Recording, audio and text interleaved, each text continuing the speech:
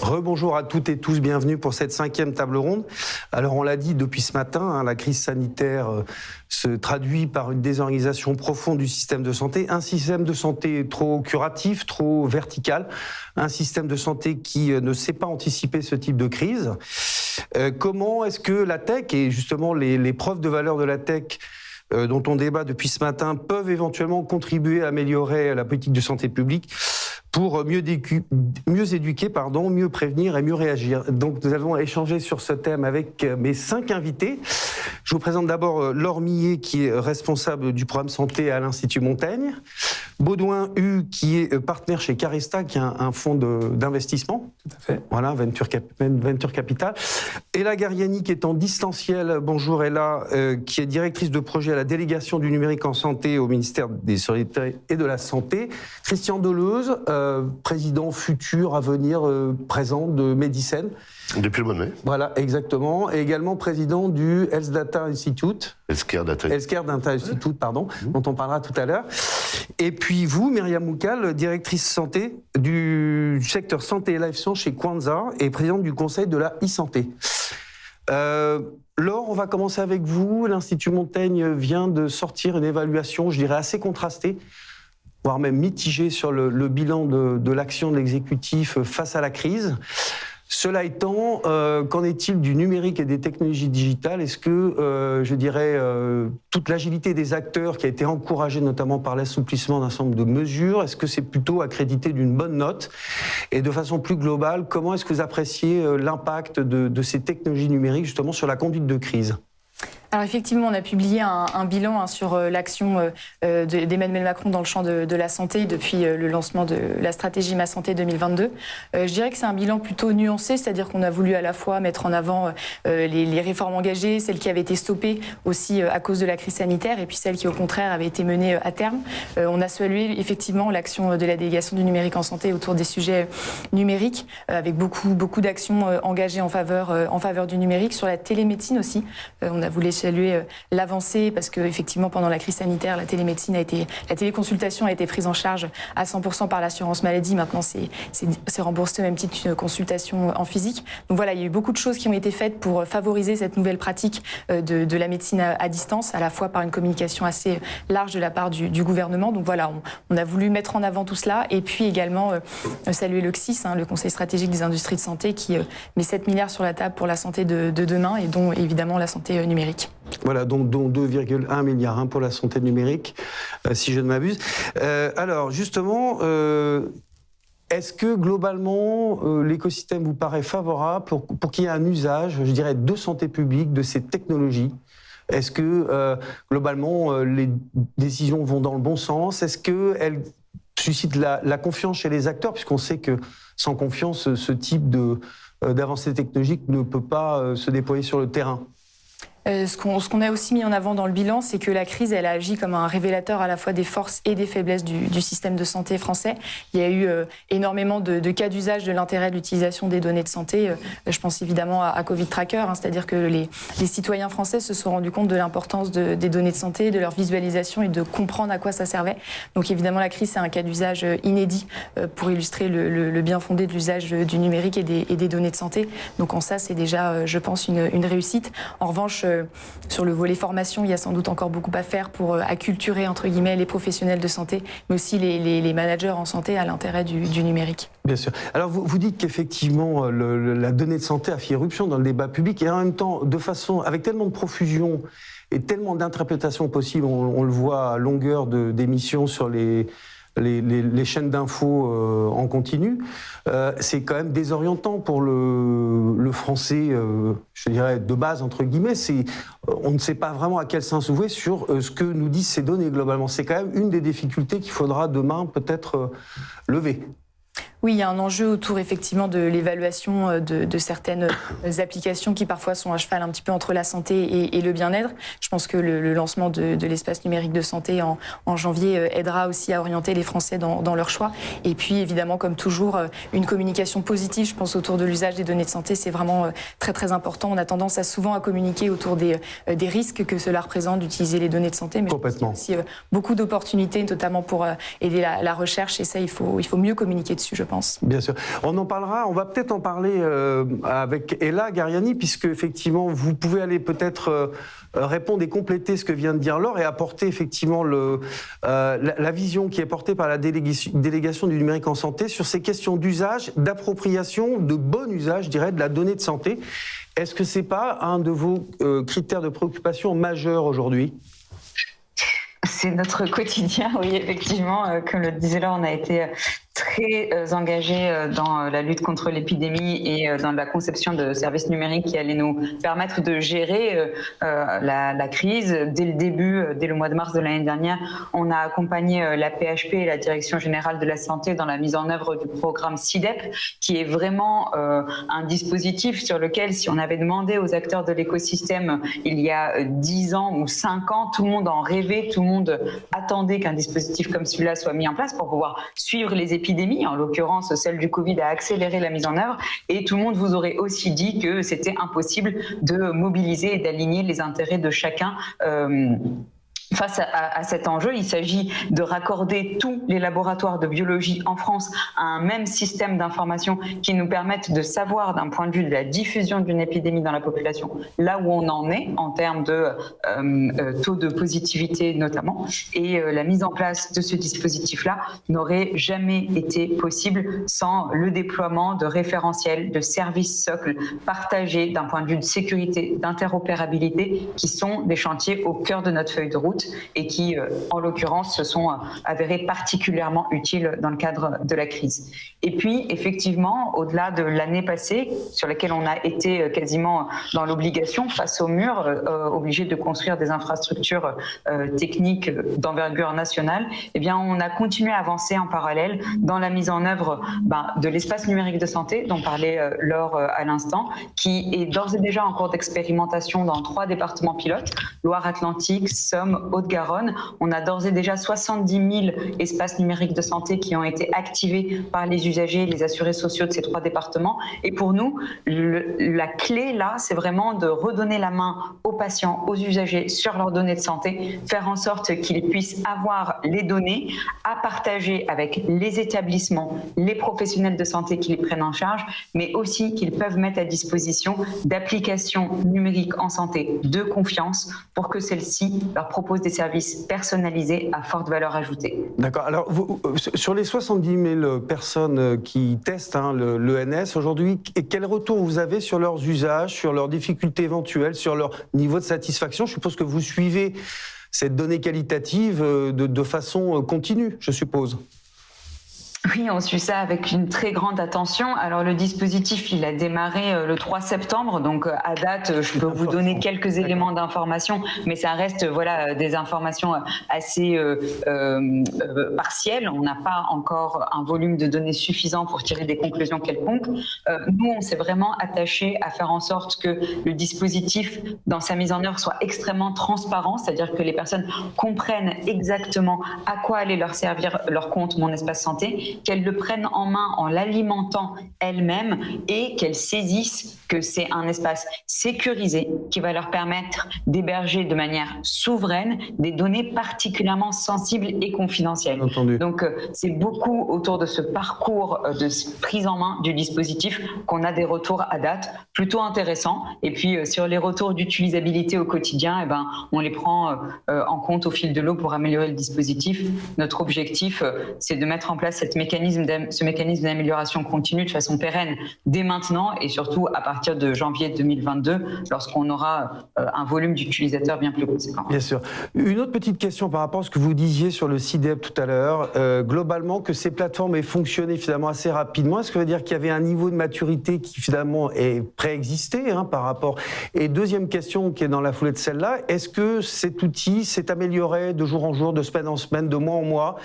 Est-ce que vous êtes content de la migration poussée par l'épidémie de ces outils et quels enseignements on peut en tirer? Alors, en l'occurrence, sur le dispositif CINEP en tant que tel, c'est bien évidemment le reflet d'une maturité des acteurs, notamment du secteur de la biologie, mais c'est surtout la mobilisation collective extraordinaire dont ont fait preuve les collègues de la PHP, du ministère et de l'ensemble du secteur de la biologie médicale depuis le mois de mars et depuis le démarrage de cette épidémie, en parallèle des enjeux de disponibilité des tests et des kits de tests. Donc là-dessus, c'est vraiment le résultat d'un alignement collectif piloté par le ministère et sur lequel vraiment tous les acteurs de l'écosystème ont mis la main à la pâte pour qu'on y arrive, pour avoir les données dont parlait Laure et qui, derrière, ont pu permettre à des acteurs comme Covid Tracker, par exemple, d'améliorer la compréhensibilité, la lisibilité de ce qui était en train de se passer du point de vue épidémiologique. Complètement. Merci, Ella. Myriam, donc je l'ai dit tout à l'heure, vous êtes associée dans un cabinet de conseil sur la stratégie de transformation des organisations, notamment sur la santé. Vous avez également une expérience dans la décision publique en matière de santé. Vous êtes par ailleurs présidente du Conseil de la santé. Au vu de cette expérience, comment selon vous, faut-il transformer l'essai pour que le système de santé évolue à la faveur de ces outils vers un modèle plus préventif et plus prédictif? Oui, merci. Effectivement, tout le monde l'a à peu près dit, mais que pouvoir souscrire à ces constats, c'est que la crise épidémique a vraiment mis en lumière la capacité du numérique à répondre à des besoins de santé. Mais ce constat est quand même à appréhender avec prudence compte tenu de la montée de la fracture numérique, de l'électronisme, des pertes de chance et des organisations qui demeurent à date encore très claniques et parfois rudimentaires. Et c'est la raison pour laquelle il faut tirer des enseignements utiles de tout ce qu'on a pu mettre en place durant la crise et capitaliser sur les forces en présence pour développer des solutions du numérique et leur permettre d'apporter un véritable service médical rendu. Je pense qu'il faut vraiment effectivement changer de paradigme et ne plus penser à être uniquement curatif et penser à une santé plus globale qui prenne en compte la prévention, mais pas uniquement sur le volet primaire. On doit faire face aujourd'hui à un vieillissement de la population, au développement des pathologies chroniques, sans compter à des populations qui sont aussi parfois fragiles, éloignées du numérique et du système de santé. Donc, le gouvernement en a pris acte et dans le cadre du Ségur de la santé et dans la continuité du plan Ma Santé 2022, ils veulent promouvoir effectivement un système de santé via notamment le numérique plus inclusif, qui prenne en considération le domaine de la prévention. Je pense qu'il faut quand même passer un cap, c'est qu'aujourd'hui on mise pas forcément sur la prévention parce qu'on n'a pas d'analyse médico-économique sur les retours sur investissement que peuvent apporter ce type de solution. Et c'est un peu aussi le problème que rencontrent les industriels, c'est qu'ils ont du mal à évaluer eux-mêmes le bénéfice que représente, notamment sur le plan de la prévention, leur solution. Et donc il faut vraiment capitaliser sur ce volet-là pour à évaluer et co-construire les projets en lien avec tous les acteurs du système. Dans le même temps, il faut également accompagner l'ensemble des acteurs. Laure l'a également précisé, ainsi que les autres interlocuteurs. Il faut vraiment rentrer dans une stratégie de coopétition si on veut répondre aux enjeux, notamment du CSIS 2030, pour être un leader en Europe sur le plan de la santé et de l'innovation. Et pour ce faire, il faut revoir nos modes de fonctionnement et nos modes d'organisation et décloisonner vraiment le système de santé et pas seulement le dire, parce que je pense que tout le monde partage ce constat, mais vraiment se donner les capacités de mise en œuvre. Et ça doit passer par plusieurs volets, comme notamment le sujet de la formation, de l'inclusion numérique, mais également tout ce qui peut faire sens pour... Deux points dans ce que vous dites, si je peux me permettre de relancer. D'abord, vous avez évoqué les inégalités de santé en estimant qu'effectivement ces technologies peuvent être des leviers pour les réduire, sauf qu'il y a aussi effectivement l'éloignement, comme vous dites, du numérique. Il y a la fracture, bien entendu, qui a une fracture, enfin un problème technologique. Il y a aussi effectivement l'appropriation de ces outils, la capacité de bien les utiliser. Comment est-ce que justement on essaie de réduire ça pour que le numérique soit pas un obstacle supplémentaire à l'égal accès à la santé? C'est un peu comme ce qu'on a pu proposer avec le gouvernement dans le cadre de la stratégie de gestion du Covid. Il faut promouvoir la politique de l'aller vers et avoir des ambassadeurs qui sont des personnes de confiance pour les patients et usagers, à savoir les professionnels de santé, le médecin traitant, l'infirmier ou même des personnes qui représentent la société civile et qui soient formés à ces outils pour eux-mêmes les accompagner vers ces nouveaux usages-là. Je pense que c'est pas la première difficulté, c'est surtout de pouvoir donner les moyens humains et techniques à ces personnes pour pouvoir échanger avec eux et leur permettre de faire face à... J'ai une deuxième question que je vous poserai après, parce que j'aimerais bien entendre réagir à la proposition de Myriam sur des ambassadeurs de la santé numérique sur les territoires. Je suppose que c'est une solution à laquelle vous travaillez. Alors, si c'est le cas, comment et quand ? Oui, ça m'a fait sourire parce que c'est exactement le nom qu'on leur donne. On appelle ça des ambassadeurs, notamment autour du dispositif donc Mon Espace Santé, l'espace numérique de santé dont je vous parlais tout à l'heure, qui est en cours d'expérimentation à Garonne. Et donc on a effectivement mis en place un réseau d'ambassadeurs qui sont pour l'instant tous bénévoles, qui sont mobilisés soit par les universités, je pense notamment à l'université de pharmacie et de médecine, soit par des collectivités locales, le département ou la région, soit par la société civile, et je pense notamment là aux associations, que ce soit des associations de patients ou des associations qui font d'ores et déjà de la médiation numérique sur d'autres thématiques. Et en fait, on leur partage quelques éléments d'information, en l'occurrence là spécifiquement sur Mon Espace Santé, pour qu'elles puissent derrière diffuser, déployer la bonne parole, entre guillemets, en tout cas expliquer aux gens la manière dont ça fonctionne et la manière dont ils peuvent prendre en main le dispositif. On organise ça dans l'accueil de certains établissements de santé ou même sur des marchés à l'extérieur ou dans l'accueil d'autres espaces publics comme des bibliothèques ou des mairies. Donc ça, c'est des dispositifs qu'on est en train de tester sur le terrain aujourd'hui. Bien sûr, va se poser la question derrière du déploiement, mais pour nous, ça s'appuie sur un ressort assez, courant dans notre société, et on relie ça vraiment à une notion de solidarité numérique, de se dire, moi j'y arrive, pourquoi est-ce que je pourrais pas expliquer à quelqu'un Vous avez juste un problème, vous me dites si je me trompais là, mais vous avez juste un petit souci qui est exogène pour vous, qui est effectivement la couverture intégrale du pays par la fibre ou la 4G ou la 5G, parce qu'effectivement on a beau avoir des ambassadeurs, s'il n'y a pas les tuyaux, voilà. Vous êtes d'accord? Je vous laisse pas développer là-dessus pour si ça vous ennuie pas, à moins que vous ayez deux petites précisions à apporter, parce qu'il faut qu'on avance. Et que justement la deuxième question que je voulais vous poser, Myriam, et du coup on se la reposera après, c'est effectivement l'évaluation de la valeur de ces solutions qui vont conditionner le modèle d'affaires qu'il y a derrière, bien entendu. Christian, je me tourne vers vous. Donc, vous représentez les industriels de la santé, en quelque sorte. Vous êtes président de Medicine, vous êtes président bientôt sortant de Sanofi Genzyme. Vous êtes également président du Healthcare Data Institute. On n'a que 10 minutes. Oui, pardon. Je ne vais pas décliner effectivement tous vos titres, sinon on en a jusqu'à minuit ce soir.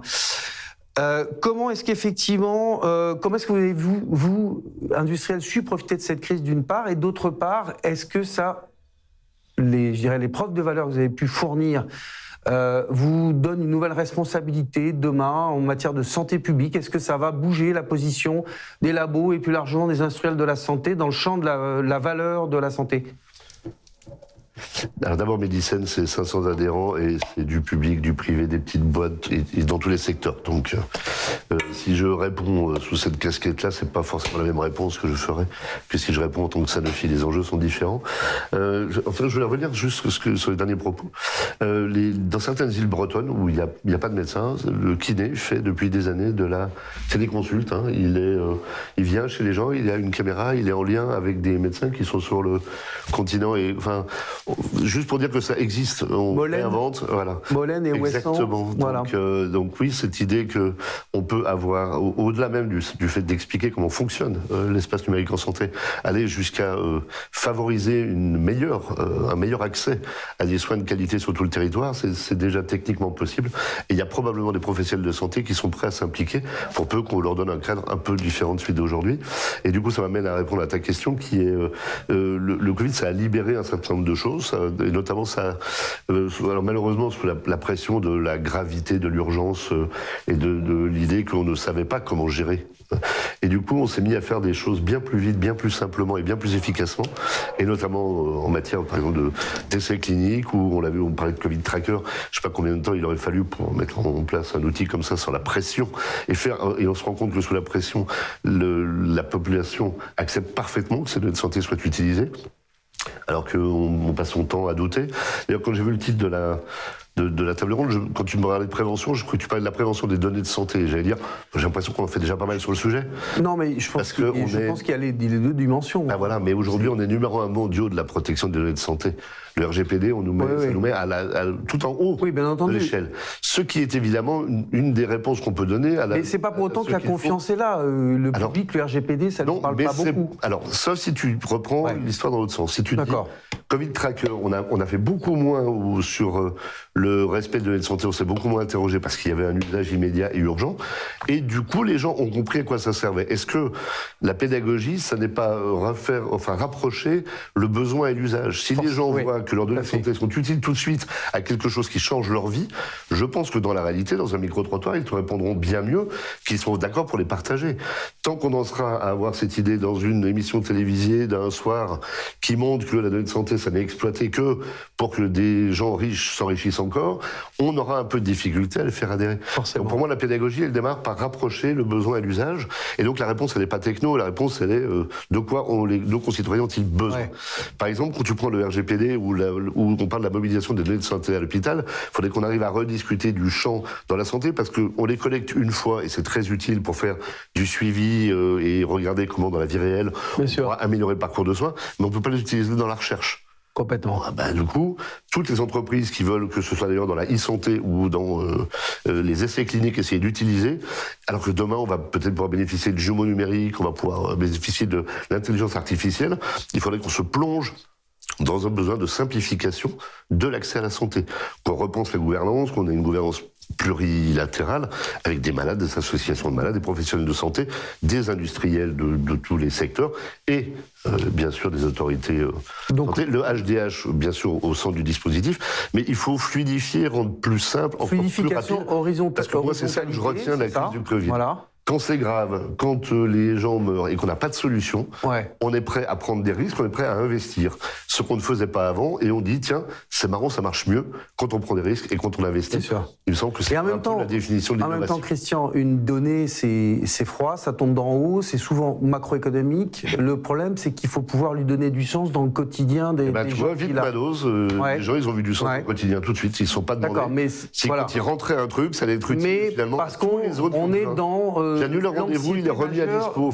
Parce qu'on est dans l'anxiété majeure de la... Eh bien, maintenant que nous avons appris de ça... Comment est-ce qu'on transforme l'essai en vitesse de croisière dans un système de santé qui va bien, dans un pays qui va bien, pour qu'effectivement, tous ces gens qui vont s'habituer à consulter de la donnée de santé la transforment en action pour leur santé. C'est ça la difficulté, on est d'accord ?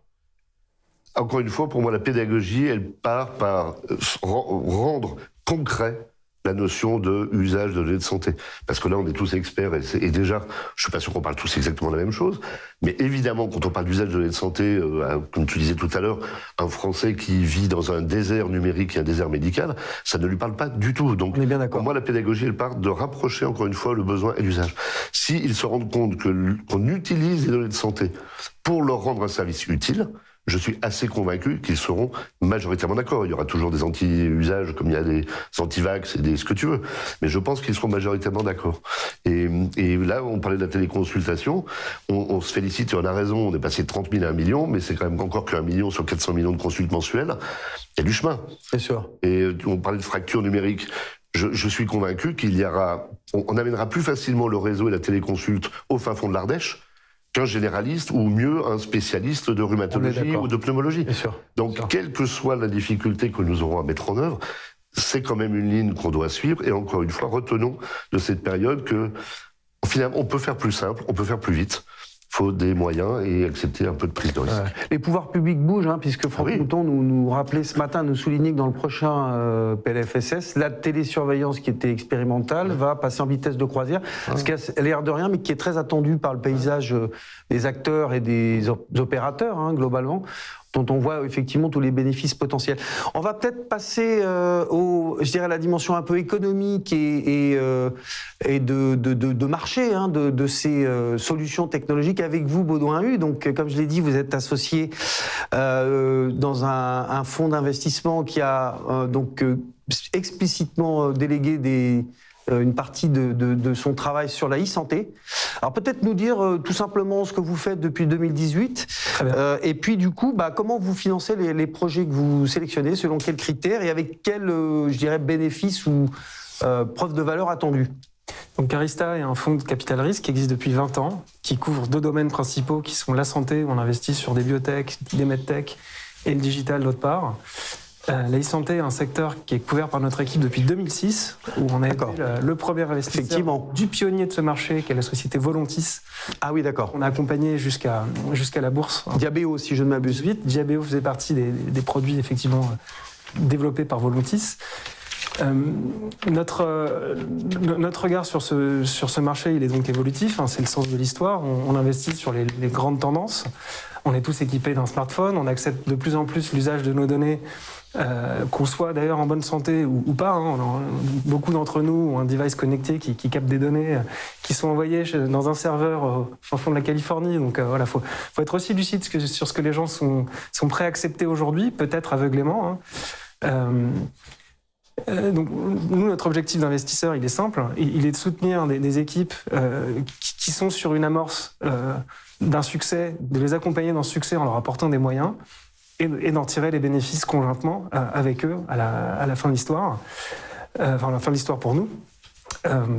Essentiellement, au-delà des critères classiques que sont le marché, l'équipe, la technologie, ce qui va compter pour nous dans ce marché émergent, c'est le fait de pouvoir comprendre qu'il y a effectivement un modèle économique. Et ça, c'est vraiment déterminant. Bien sûr.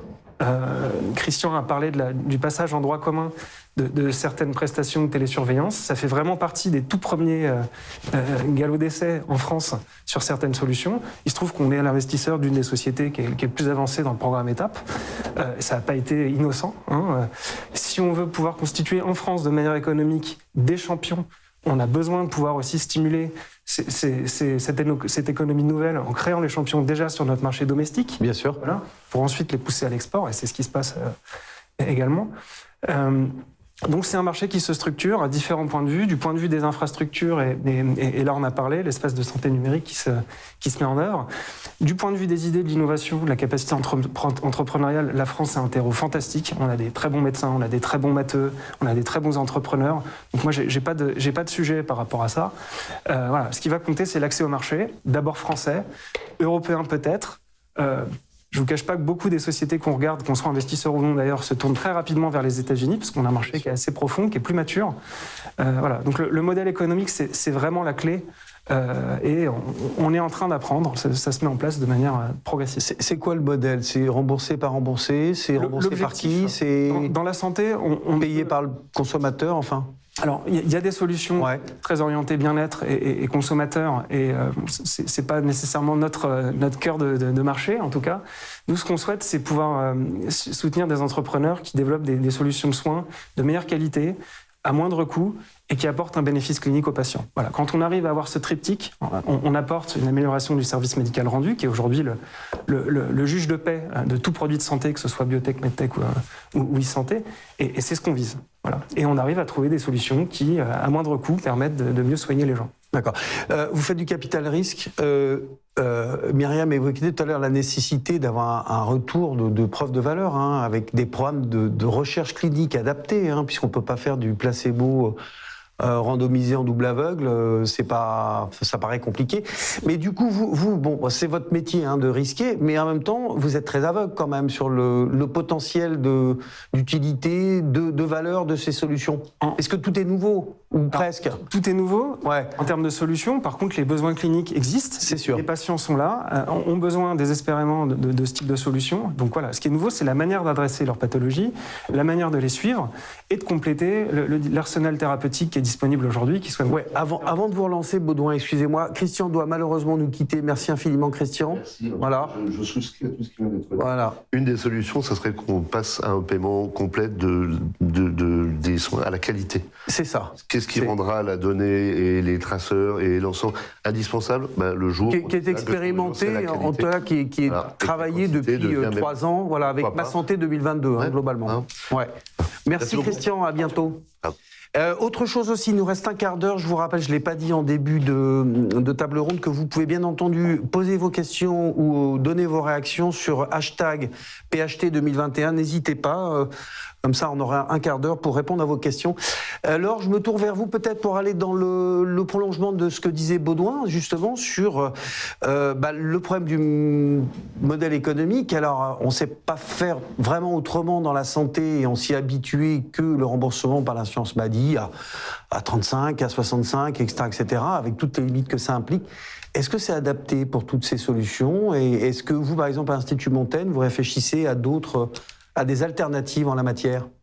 Je reviendrai justement sur ce qu'on vient de dire sur la qualité de vie. Ouais. Nous, on a beaucoup milité pour l'évaluation justement à la fois en vie réelle de certains traitements médicamenteux ou dispositifs, et puis sur l'évaluation de la qualité de vie par les patients eux-mêmes. Bien sûr. Aussi, parce que quand on parle de données, d'implication des patients, des citoyens, ça passe aussi par l'implication qu'on peut leur donner dans l'évaluation de leur propre maladie, de checker leurs symptômes régulièrement, etc. Et je pense que c'est un peu le sens de l'histoire, entre guillemets, dans la santé, c'est de rendre le patient toujours plus acteur. Et je pense que dans la qualité, c'est évidemment la première chose recherchée quand notamment on est atteint de maladies chroniques.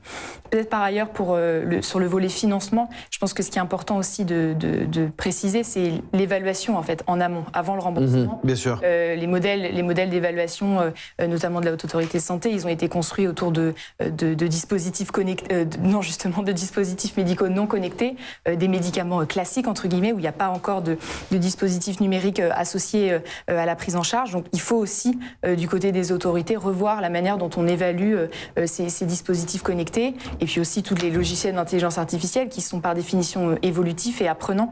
Donc comment est-ce qu'on évalue un dispositif qui évolue dans le temps? D'accord. Et alors, pour le coup, sur le remboursement, pour l'instant, il y a quoi? MoveCare, on est bien d'accord? Une thérapie digitale, c'est la seule, ça date de quoi? 8 mois. On s'est félicité quoi c'est un peu une première au monde. Le seul exemple. Voilà, qu'un système d'assurance maladie publique rembourse une thérapie digitale. Mais so what, il y a personne, il y a peut-être des gens dans les rangs derrière, mais rien n'aboutit pour l'instant. Donc c'est peut-être pas la solution. Qu'est-ce que vous en pensez, vous? La solution, c'est de se dire, c'est d'accepter en fait d'avoir aussi. Alors nous, on a travaillé là-dessus, mais plutôt sur les médicaments. Par exemple, le modèle allemand, c'est-à-dire que le modèle allemand est un modèle de fixation des prix a posteriori. Exactement. Enfin, on se met d'accord sur ce qu'Emmanuel Macron a accepté de traduire normalement dans les faits, dans le cadre du CSIS. Donc c'est-à-dire qu'on se met d'accord avec l'industriel sur un prix à un instant T, et puis on a une clause de revoyure 1 an après, en fonction de la qualité et de l'évolution de ce que le traitement a permis sur l'état de santé du patient. D'accord. Je pense que ça, c'est probable. Donc tout est ouvert dans tous les cas. Oui, Baudouin. J'ajoute un point. Ouais. Il se passe donc en Allemagne la même chose sur les thérapies digitales, avec un programme expérimental où je pense que les autorités allemandes l'ont bien compris. Pour pouvoir prouver en fait de la valeur de ces données-là, il faut créer de l'usage. En fait, et d'où l'ouverture d'un remboursement expérimental pour une période de 12 mois, pendant lesquels les solutions peuvent être déployées, utilisées par les patients, et les éditeurs de ces solutions numériques apportent 12 mois plus tard une restitution de données avec une évaluation de... Voilà qui est intéressant. Donc effectivement, ça rejoint ce que disait Laure sur l'importance de la satisfaction, l'expérience patient. L'amélioration de la qualité de vie. Ce qui veut dire qu'il faut des bonnes échelles d'appréciation. Il faut des questionnaires très fins, je suppose, pour que... Ce sont des méthodologies nouvelles. Complètement. On est tous en train d'apprendre, collectivement. Exactement. En Europe. Nous, on accompagne une société belge qui s'appelle MoveUp, qui qui fait des programmes de rééducation personnalisée à la base de collecte de données pour les patients post-chirurgie ambulatoire de différents types. MoveUp est la première solution belge remboursée par le payeur national et ils sont en train aujourd'hui de réaliser un essai clinique randomisé pour justement pouvoir valider de la supériorité de leur approche par rapport à la kiné conventionnelle, qui est aujourd'hui le facteur le plus variable par rapport au pronostic clinique de ces opérations-là.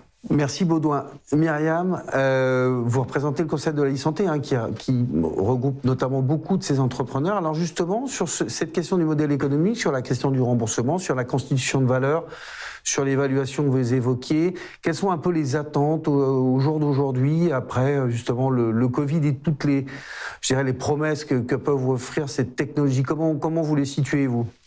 Alors, tout dépend de quoi on parle. Quand on parle des industriels, les attentes autour d'un business model seront évidemment différentes si on parle d'une biotech, d'une medtech ou d'une entreprise de la e-santé. Ouais. Mais soyons plutôt sur la e-santé, pour le coup. Je partagerai effectivement les propos tenus par Laure en ce qui concerne le développement d'une culture de l'évaluation. Également, pour répondre à notre cher collègue, une culture du risque. En France, on est quand même très éloigné pour des raisons éthiques, réglementaires et bien d'autres, notamment justement en réponse à la qualité et à la sécurité des soins.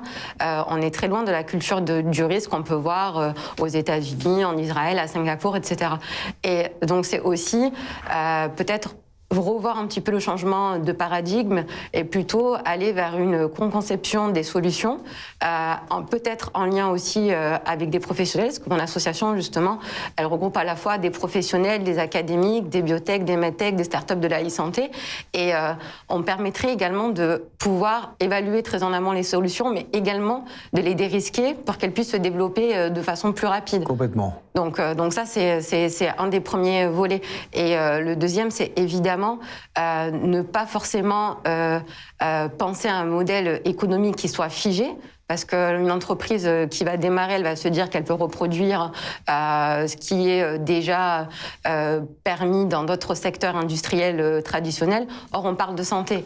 Une solution qui va être développée sur un secteur... Le e-commerce, par exemple. Ne pourra pas, ne pourra pas être déployée. De toute façon, le client n'est pas le payeur, n'est pas forcément l'utilisateur final, et sans compter aussi qu'on parle de santé, donc il faut évidemment prendre en compte le service médical rendu et la dimension éthique inhérente à la santé.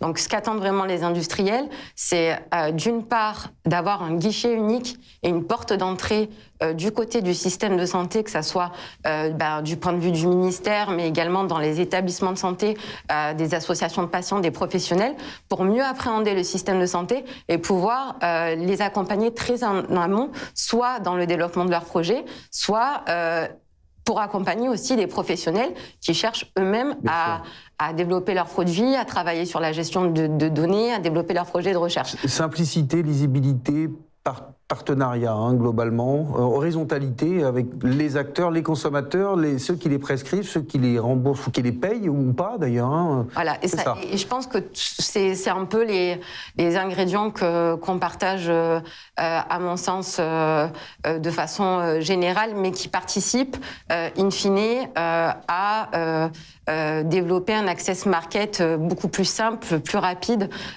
et évidemment permettre aussi aux entreprises de soit revoir leur modèle économique en fonction de remboursement de moyen terme, une fois le marquage CE effectué, etc., soit de penser à trouver d'autres moyens de répondre à leurs besoins identifiés. Merci Mireille. Et là, si je ne m'abuse, vous allez commenter tout ce que vous avez entendu, parce qu'on est au cœur de vos réflexions, je le sais.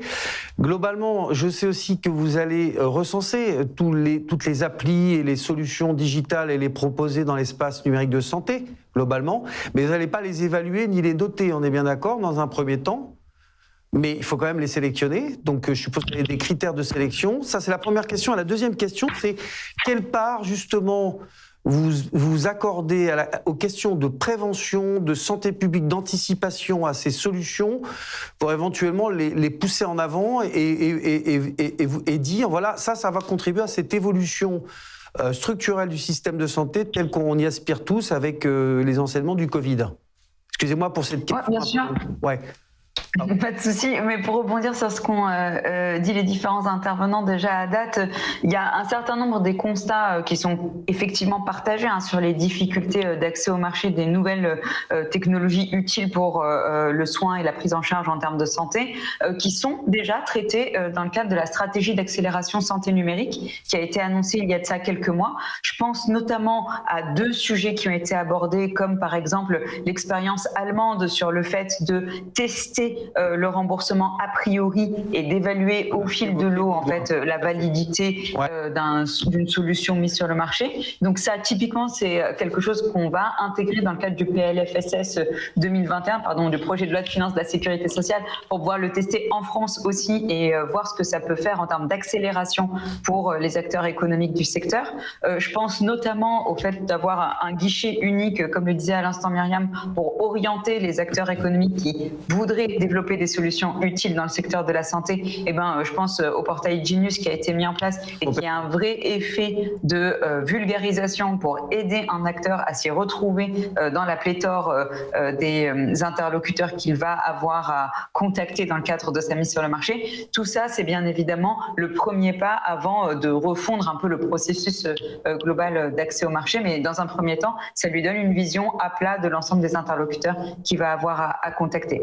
Et puis, pour répondre à la question sur le référencement dans mon espace santé, donc effectivement, on va mettre en place un catalogue de services qui permettra aux assurés, aux citoyens, de découvrir la richesse de l'offre de services numériques qui peuvent être utiles pour prendre soin de sa santé. Alors, dans un premier temps, on a travaillé avec la HAS à la définition de critères qui permettent de vérifier la qualité du contenu de ces applications-là pour garantir la fiabilité médicale de la solution et pas nécessairement, effectivement, la qualité en termes de prise en charge ou de bénéfices médico-économiques de la solution. Ce sera peut-être dans un second temps, mais ne serait-ce que vis-à-vis de la maturité du marché, on a préféré s'appuyer d'abord sur des critères d'évaluation de base qui permettent d'évaluer si la solution qu'on référence a bien mis en œuvre toutes les méthodologies nécessaires pour garantir la qualité du contenu et donc la fiabilité des informations qui sont fournies à l'utilisateur. On a construit ça avec la HAS et c'est un premier pas vers l'évaluation du bénéfice médical des applications. C'est clair. Laure l'évoquait tout à l'heure, parce qu'il y a eu beaucoup d'applis un peu gadgets qui se sont développés dans le champ du bien-être pour les sportifs obsédés par leur rythme cardiaque. Enfin, c'est très bien, mais voilà, le gap, parce que ça se présentait comme des outils d'aide à, je dirais, une certaine médicalisation de certaines approches. Enfin, en tous les cas, c'était présenté comme tel. Comment est-ce qu'on bascule du bien-être vers effectivement un soutien, enfin quelque chose qui peut être prescrit demain pour la prévention, pour justement cette gestion des risques, etc., etc. Est-ce que, je suppose que vous travaillez sur cette question ?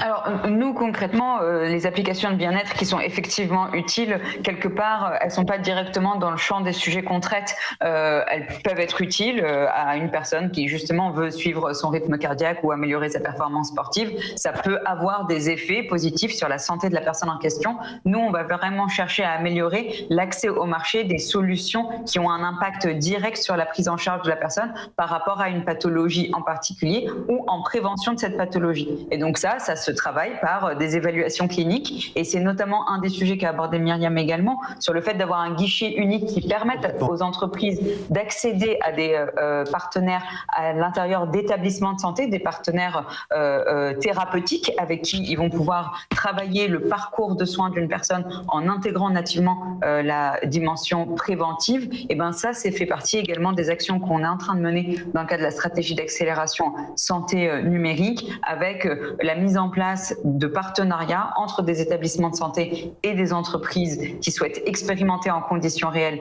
leurs solutions et donc de permettre d'évaluer en conditions réelles l'impact effectif de telle ou telle solution dans le parcours de soins. Ça reste une condition sine qua non à l'accès au marché, l'évaluation effective du bénéfice médico-économique. Et nous, notre rôle, c'est de faciliter l'accès à ces terrains d'expérimentation. Très bien. Il nous reste quelques secondes. Alors peut-être si l'un de vous quatre veut dire quelque chose qu'on n'a pas encore dit ou apporter un mot de conclusion, c'est pas obligatoire. Vous pensez que non, on n'a rien oublié ? Oui, Laure, oui. Juste une chose autour de... On a beaucoup parlé des industriels du secteur privé. Je voulais juste rappeler qu'à l'Institut Montaigne, on avait pas mal creusé la question de la structuration de la filière santé en France.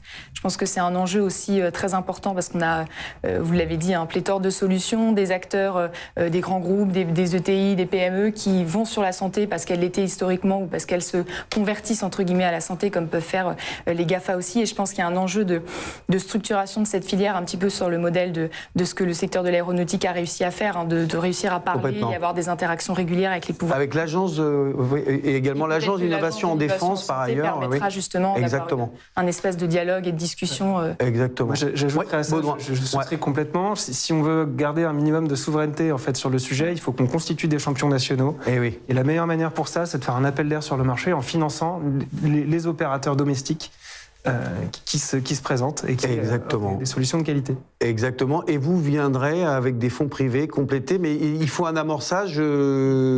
Parce qu'il faut plus de fonds privés, Baudouin. Hein. On l'a dit depuis ce matin. Alors ça progresse, mais c'est pas à vous qu'on va le dire puisque vous le faites. Mais l'État français joue un rôle déjà très important au travers de BPI France. Tout à fait, tout à fait. Qui a un rôle effectivement majeur sur le sujet.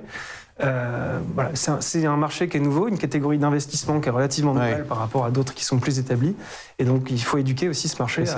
Avec toujours le problème de la maturation des projets jusqu'à la phase industrielle, avec la crainte que ces opérateurs n'aillent s'installer ailleurs. C'est toujours pareil, comme on le voit dans la biotech notamment ou les medtech. Merci à tous les quatre. Merci de nous avoir suivis. Je laisse à présent la parole à Pierre Sanchez qui reçoit Isabelle Zablitz-Schmitz sur e-santé présidence de l'Europe 2022, porter l'excellence française. Merci, à bientôt. Merci. Merci. Merci.